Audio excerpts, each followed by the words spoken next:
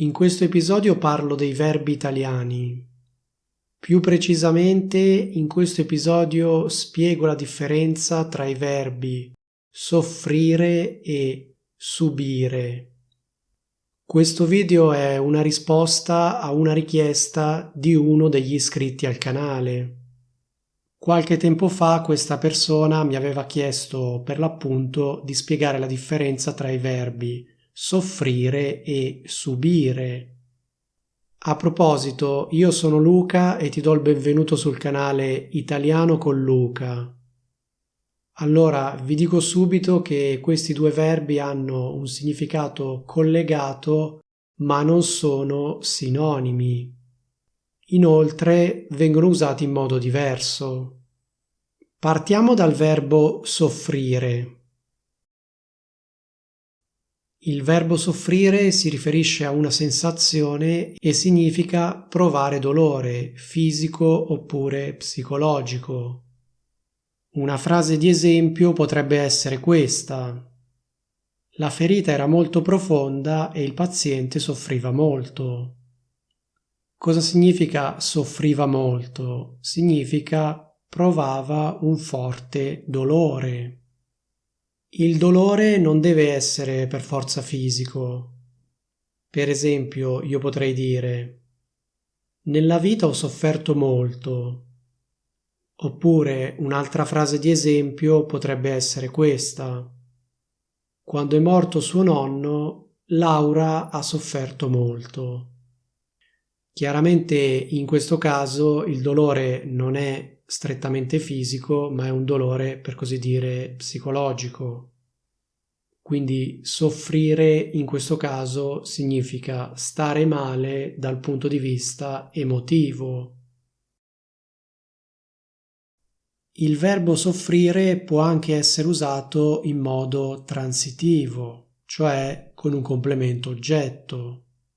Per esempio, quella donna ha sofferto tormenti indicibili. Oppure, quella donna ha sofferto le pene dell'inferno. Soffrire le pene dell'inferno è una frase idiomatica che significa soffrire molto. Viene usata per indicare una grande sofferenza. Un altro esempio con il verbo soffrire usato in modo transitivo potrebbe essere questo: in quel periodo ho sofferto la fame. Oppure, in quel periodo ho sofferto la miseria. In italiano poi si dice anche, per esempio, soffrire il caldo, soffrire il freddo, soffrire il solletico e così via. Ci sono anche altre espressioni di questo tipo, ma in questo momento mi sono venute in mente soltanto queste. In questo caso soffrire significa sopportare con grave disagio, quindi risentire di. Quindi, per esempio, una persona che soffre il freddo è una persona che quando fa freddo sta male. Se vogliamo, una persona che soffre il freddo è una persona che sente il freddo più degli altri. Il verbo soffrire può avere come complemento oggetto una persona. Una frase di esempio potrebbe essere questa: la mia collega è proprio antipatica. Non la posso soffrire. Cosa significa non la posso soffrire? Significa non la sopporto.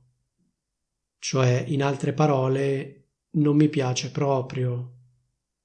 Oppure un'altra frase di esempio potrebbe essere questa: questa cosa non la posso soffrire. Cosa significa? Questa cosa non la sopporto. Poi il verbo soffrire può anche essere usato con la preposizione di per indicare determinate condizioni mediche. Per esempio, Daniele soffre di cuore. Oppure, Daniele soffre di mal di testa, oppure Daniele soffre di reumatismi, e così via. Il verbo subire significa dover sopportare qualcosa di spiacevole o indesiderato. In altre parole, subire significa, tra virgolette, ricevere qualcosa di negativo. Di solito il verbo subire si riferisce a qualcosa che causa dolore, danni o fastidi. Ma vediamo alcune frasi di esempio con il verbo subire. La prima frase di esempio potrebbe essere questa: Paolo ha subito un'ingiustizia. Cosa significa? Paolo è stato costretto a sopportare un'ingiustizia. Oppure Paolo è stato vittima di un'ingiustizia. Cos'è un'ingiustizia? È una cosa ingiusta. Un altro esempio potrebbe essere questo: per colpa tua ho subito molti danni. Complimenti per la recitazione. Cosa significa?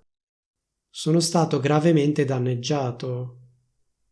Oppure un altro esempio potrebbe essere questo: durante il temporale l'antenna ha subito molti danni. Che cosa significa? L'antenna è stata danneggiata. Un altro esempio potrebbe essere questo: Laura si è comportata male e ora subirà le conseguenze delle sue azioni. Cosa significa? Dovrà sopportare le conseguenze delle sue azioni e quindi verosimilmente verrà danneggiata dalle conseguenze delle sue azioni. Un'altra frase di esempio potrebbe essere questa: Roberto ha dovuto subire una dolorosa operazione. Oh, che cazzo di intonazione è questa?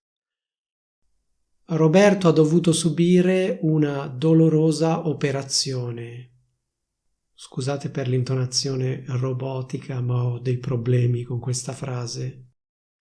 Un altro esempio ancora potrebbe essere questo: nell'incendio il palazzo ha subito molti danni. Cosa significa? Il palazzo è stato gravemente danneggiato.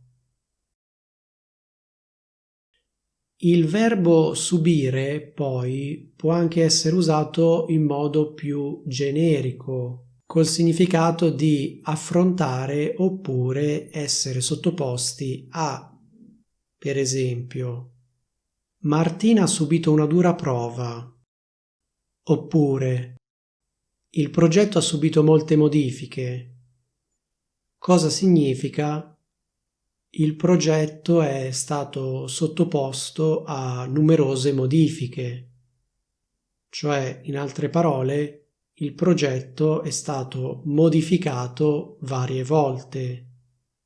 Un altro esempio con il verbo subire usato in modo più generale è questo: i prezzi hanno subito un aumento. Cosa significa? I prezzi sono stati sottoposti a un aumento, cioè, in altre parole, i prezzi sono aumentati. Facciamo un esempio tratto dalla linguistica. Nelle frasi passive il soggetto subisce l'azione. Per esempio, se io dico la gazzella viene uccisa dal leone, ecco, la gazzella subisce l'azione indicata dal verbo uccidere. Tra parentesi, se ti stai chiedendo perché io abbia detto viene uccisa e non è uccisa, prova a dare un'occhiata a questo video. In questo video parlo proprio della forma passiva con il verbo venire. Quindi mi raccomando, dagli un'occhiata. Il verbo subire può anche avere una persona come complemento oggetto. Di solito in questi casi si usa la variante pronominale subirsi.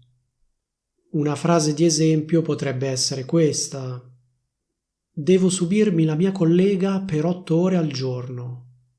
Ok, scusate, qui la recitazione non è venuta molto bene. Devo subirmi la mia collega per 8 ore al giorno. Evidentemente una persona che dice così non va molto d'accordo con la sua collega. Infatti, devo subirmi significa devo sopportare, devo tollerare. Spero che la differenza tra i verbi soffrire e subire sia chiara. Se non l'hai già fatto, ti consiglio vivamente di iscriverti al mio canale. Se sei già iscritto o iscritta, ti invito ad abbonarti per accedere a dei benefici extra. Nel frattempo, qui ti lascio un altro video che ti consiglio vivamente di guardare.